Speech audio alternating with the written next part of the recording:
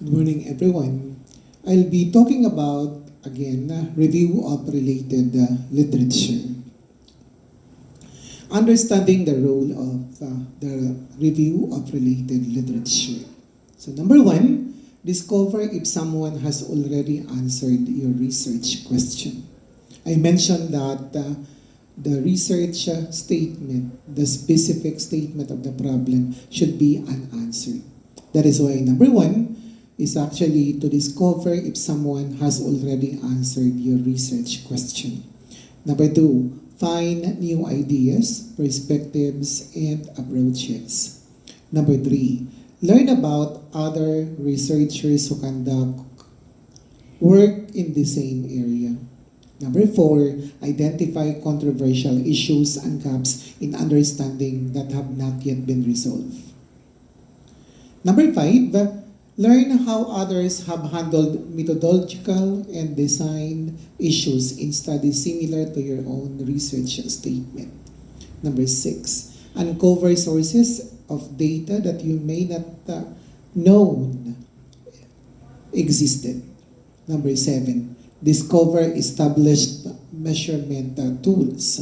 There might be some cases that you're not able to look at the instruments to collect data. So through the review of related literature, you'll be able to discover some established research instruments. Number eight, interpret and make sense of your findings and tie your results of the work of those who have preceded your research. Number nine, bolster your confidence that your topics are one that are worth studying. Understanding the role of literature being considered as the bottom line. The more you know about the investigations and perspectives related to your research problem, your research topic, the more effectively you can tackle your own research problem.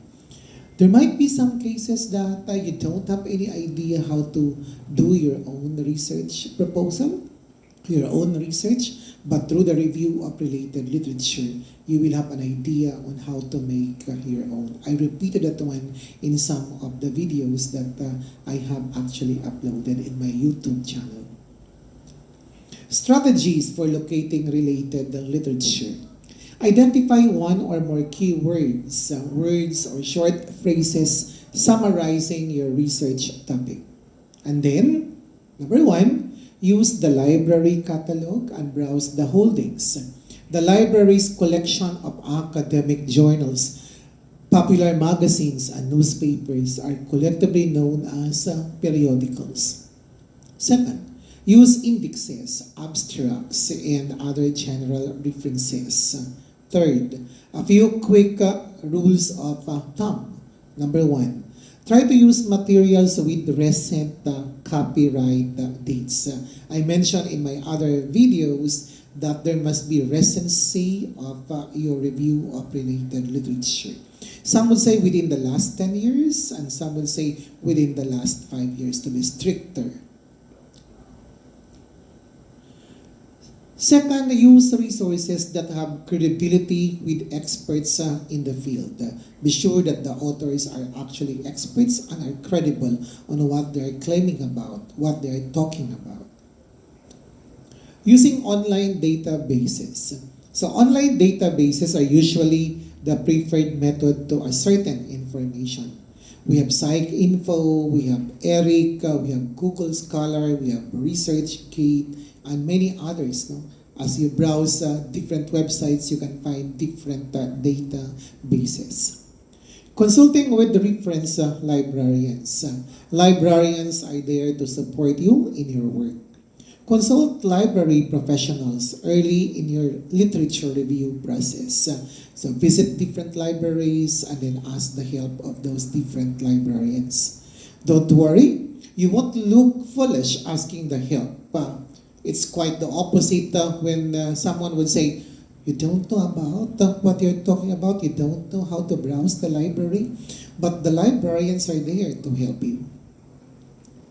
Surfing the internet, that's very common. The review of related literature is actually easier for now because of the presence of technology.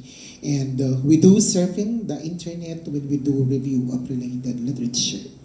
So the first one, most are familiar with the process of using search engine.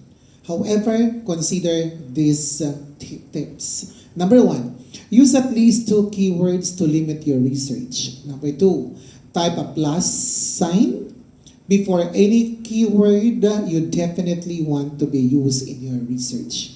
Number 3, to search a phrase as opposed to a single word, use quotation marks around your phrase. And remember, Wikipedia is never an authoritative source. Wikipedia and different blogs are not being considered as best resources for the review of related literature. Considering those that have gone before, another important consideration is to make sure that you are considering the work of scholars that have gone before you. Make use of the works of experts. We suggest tracking down sources cited by 3 or more authors. The more heads are actually better than one. That's very common. Identify your sources. When you find a source, make sure you obtain enough information to provide an appropriate citation. I mentioned that we're going to use the American Psychological Association, the 6th edition. This is important for 2 reasons. Number 1, you may want to track the source down later to obtain further information.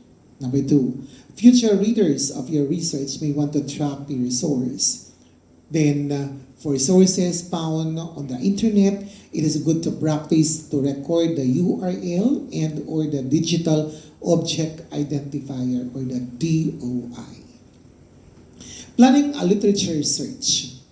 When planning your research, number 1, write the problem in its entirety on the page or in a computer screen. Number 2, write each sub-problem in its entirety. Number 3, brainstorm topics you need to learn more about.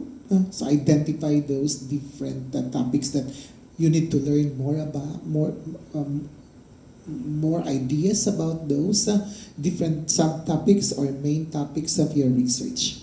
Number 4, go to the library catalog, its online databases, and the internet to seek out the sources. Use your library timely and in an efficient manner. So before beginning your work, consider this time saving tips. Number 1, before you go to the library, acquire appropriate software to create a database for the resources that you are going to gather. Number 2, identify the materials you want to read and determine whether your library has them. Number 3, develop an organized plan to attack for finding the sources that you have identified. Number 4, track down your resources. Number 5, when you find a useful resource, record both, letter A, essential bibliographic details, and B, potentially helpful details about its contents. Number 6, identify strategies for obtaining sources that are not immediately available. Put a hold on a checkout book. Recall the book. Submit a request for the source through interlibrary loan. Different libraries have different sections. So check Google Books for older out-of-print books. Order books from bookstore or maybe in online sources. Use an online document delivery service. Next is evaluate, organize, and then synthesize. Determine for yourself whether the conclusions are justified based on the data. Organize the ideas to address the problem. So writing skills are very important when you do research, especially in the review of related literature. It's not a cut and paste. It's not a copy and paste. But you have to read the literature, you have to read the studies, and you are going to paraphrase the ideas from those literature and from those studies. So language is very important. The English language skills are very important. Synthesize what you have learned. Identify common themes. Show how approaches to the topic have changed over time. Compare and contrast theoretical positions. Describe general trends. Identify and explain discrepant or contradictory findings between and among literature or studies. Writing a clear and cohesive literature review. Number 1, get the proper psychological orientation. Know what you want to do. Number 2, develop an organizational plan or outline. Number 3, emphasize relatedness. Are they related to each other? Which are related and which are not? Which are greatly related and which are not? Number 4, use logical transitions. Number 5, know the difference between describing the literature and plagiarizing the literature. Number 6, always give credit where credit is due. I always emphasize apply citation. If the ideas are not yours, then make use of citation. Use the 6th edition of the American Psychological Association. Number 7, minimize your use of direct quotations from other people's writings. The direct quotation can only be used if reading the original article and paraphrasing the original article would actually change the meaning, the idea of the original article. So if that would be the case, that when you paraphrase, you find ways and means in paraphrasing, but when you have the final paraphrase of the article is actually having a change. There is no originality of the thoughts, the ideas presented. Then use direct quotation. Number 8, summarize what you have said. Number 9, remember that your first draft will almost certainly not be your last draft. So there would be many drafts. First draft, second draft, the third draft, fourth draft, fifth draft, so forth and so on. Depending on your writing ability, your writing skill. Number 10, ask others for advice and feedback. There might be some cases that we believe what we're doing is right.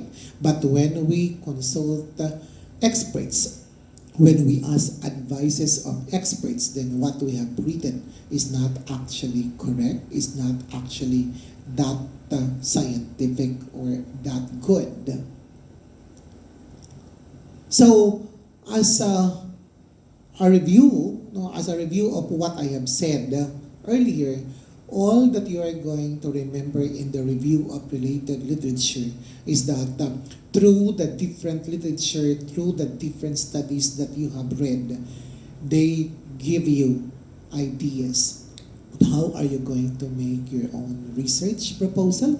How are you going to make your own research process? You can actually follow what they have done, but when you follow what they have done, apply citation. That according to blah blah blah, they use this one in their studies. They use this one in their thesis, in their dissertations. Never copy ideas without citation.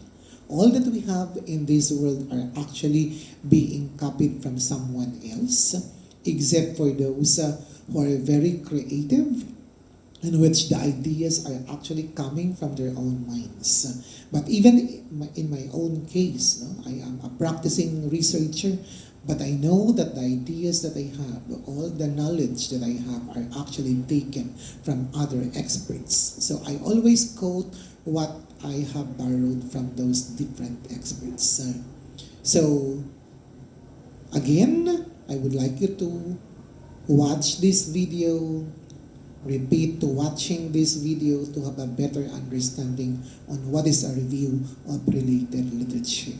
Thank you very much.